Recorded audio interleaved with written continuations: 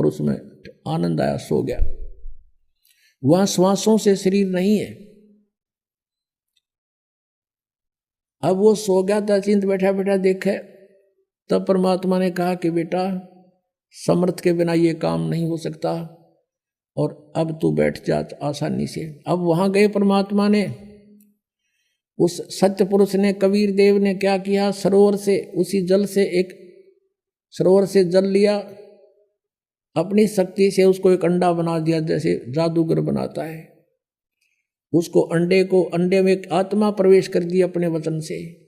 वो अंडा बहुत बड़ा था साइज में, वो गड़गड़ गड़गड़ करता हुआ नीचे को चला। उसकी अक्सर पुरुष की निंद्रा भंग होगी। अब कोई अधूरी निंद्रा में कोई जगा दे तो उसको बड़ा दुख सा होता है। इस दुख महसूस किया उसने, कोप किया, और अंडे को कोप से देखा, क्रोध से। उस क्रोध से वो अंडा फट गया। उसमें से ये सरपुरुष यानी ज्योत निरंजन काल निकला एक मनुष्य रूप में। इन दोनों से कहा कि अक्सर पुरुष तुम निंद्रा में थे, आकाशवाणी की परमात्मा ने बाहर से, और तुम बाहर आओ, तुझे जगाने के लिए सब लीला की गई है, तू बाहर आओ। दोनों जने वो दोनों बाहर आ गए और उनसे कहा कि तुम अचिंत के द्वीप में रहो, तीनों एक द्वीप में। वो तीनों दोनों वो चले गए, एक अचिंत हो गया।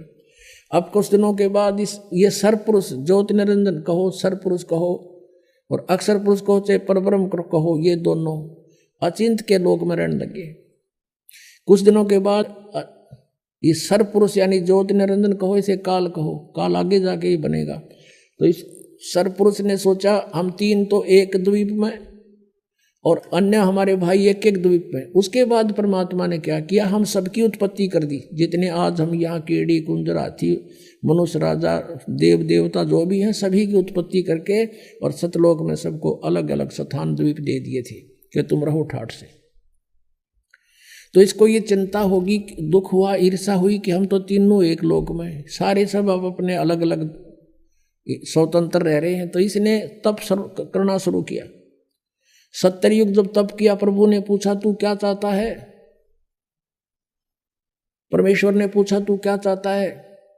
इसने कहा कि हे पिता, हे परम पिता, मेरे लिए स्थान कम है, मुझे अलग से कोई स्थान दे दो। तो परमेश्वर ने इसको 21 ब्रह्मांड दे दिए। जैसे कोई धनी पिता अपने पुत्र को 21 प्लाट दे दे, अगले 21 प्लाट।